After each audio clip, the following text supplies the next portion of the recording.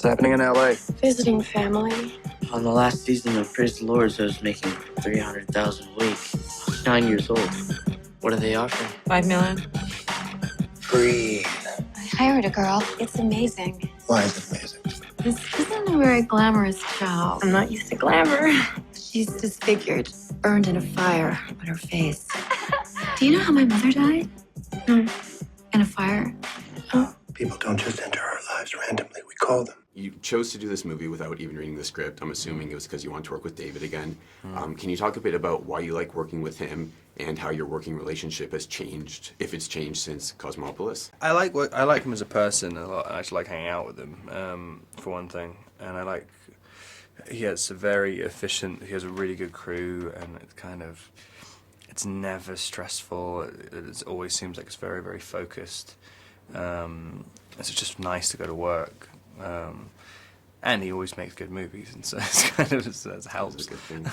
I don't know if it's really changed that much. I mean, I've sort of been the same with him since the first conversation. It's really weird. I mean, I just get along with him. And I'm curious if he wrote the role with you in mind, because I mean, you're playing a limo driver again. You have sex in the back of the limo again. Is that all just coincidence, or did he have you in mind? Do you know? I mean, he asked me pretty early on if I wanted to do it. So, but I don't know. Or maybe he did. I don't know. I've actually never asked him.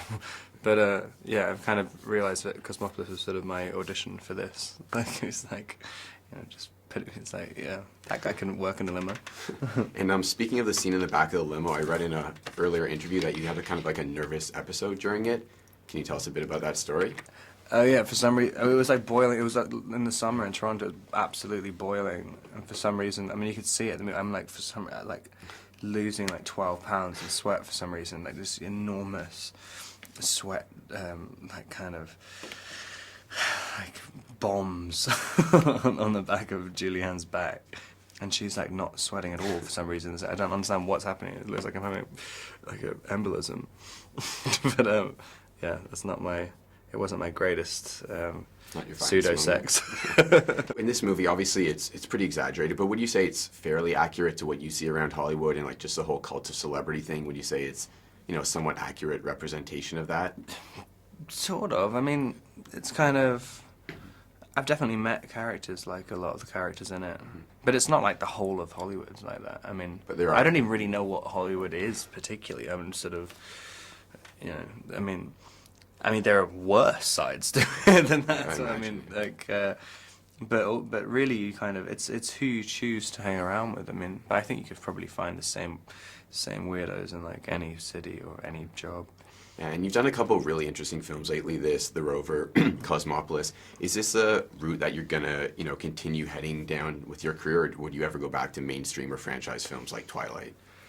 Yeah, I mean, to be honest, I always look at Twilight as being weirder than the majority of stuff I'm doing. I mean, it's especially to make, such a very specific and intense story about a very, very specific subject, and then stretch it out for 5 movies as well. I mean, inevitably it gets these strange elements to it. But yeah, I can't really tell the difference between mainstream and not mainstream movies, other than the fact that no one goes to see non-mainstream movies. So for your next few projects, do you think you're going to be doing more, non-mainstream stuff like this, or off the beaten path stuff, or? Yeah, I mean, I guess this and the Rover were sort of art housey, a little bit. I'm doing this movie called Idol's Eye, which is just I mean, I guess a little bit because of the director, quite academic movie as well. But I mean, it's it's like a gangster movie as well. So I mean, I don't know. I really can't tell. I mean, I guess it's up to the audience to decide if it's mainstream or not. I'm alive, and I'm not crazy!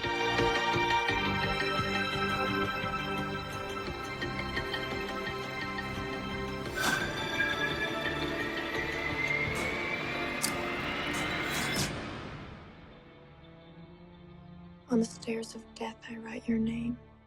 Liberty.